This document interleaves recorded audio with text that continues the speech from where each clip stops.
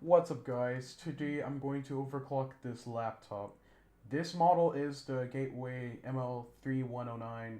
It is 16 years old, it is from 2007, it has a Celeron M520 in integrated graphics, which is ATI Radeon Express 200M. It is also the chipset for this laptop, which we will be overclocking. So let's get started. First, I'll need to open up CPU-Z for monitoring and benchmarks. I also open up hardware monitor for more monitoring on the temperatures. I already downloaded SetFSB, which is the program we're going to use for overclocking on the CPU. Then you'll need to find the chipset that the program supports. Mine is already supported. Now I'll have to find the correct clock generator from the motherboard. I Control plus F to find another gateway clock generator because I'm not digging around. Clicking Get FSB finds the FSB.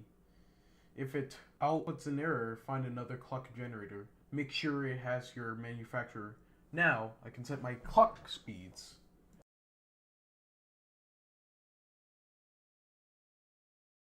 Okay, so first up, I decided to start a CPU-Z benchmark on the original clock speeds, which are 133 megahertz on the FSB and 1.6 gigahertz on the CPU.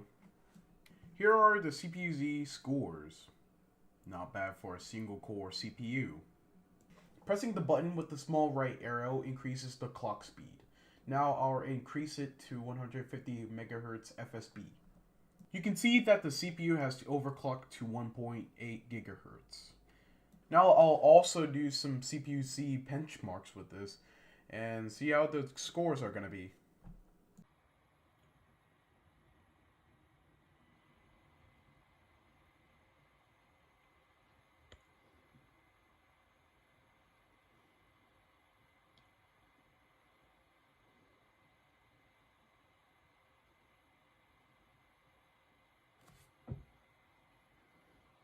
See how much score we just got from overclocking? We've jumped from 58 points to 65 points just from overclocking.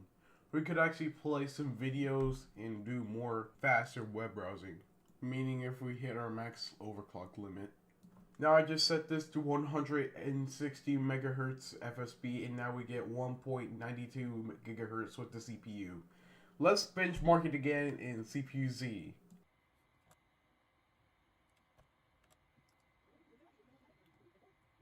I think I just saw 69 points in CPU-Z, but we got 70 points looking at the single thread benchmark.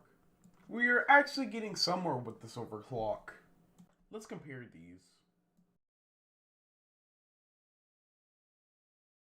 So I've overclocked it up to 170 megahertz on the FSB, and it gave me 2 gigahertz on the CPU. Let's see what the CPU-Z score gives us.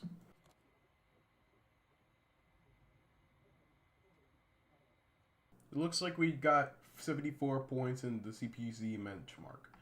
That wasn't a big jump, but still. It's time to get higher, but a little lower.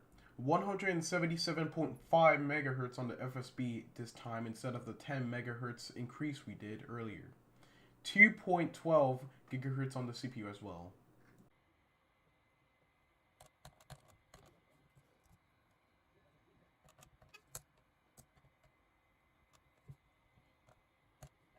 .76 points on the CPU-Z benchmark. I was actually trying to reopen the HW monitor because I thought it froze for a second. Now let's crank it up to 184.2 megahertz on the FSB. We got 2.2 gigahertz on the CPU. Now let's see the benchmark. We're getting close to 90. Not really, but we do have 81 points on the CPU-Z benchmark. How close are we getting with overclocking an old laptop? Next, I decided to set it to 188.3 megahertz on the FSB. We're getting close to the overclocking limitations. This has set 2.25 gigahertz on the CPU. Now, let's see those benchmarks so we can actually play some nice web browsing videos without any problems, I guess.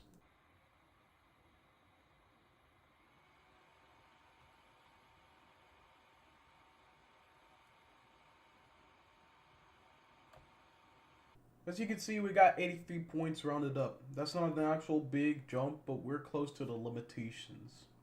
Setting the FSB speed to 190 MHz gets the CPU to around 2.27 GHz. Also not a big jump either, but we have to go slowly to ease the overclock and to not have crashes, I guess.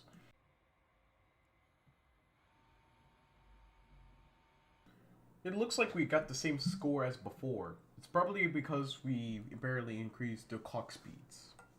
Now again, slowly increasing the clock speeds, but this time it's 190.8 MHz on the FSB, the lowest increase by far. And doing a CPU-Z benchmark, well...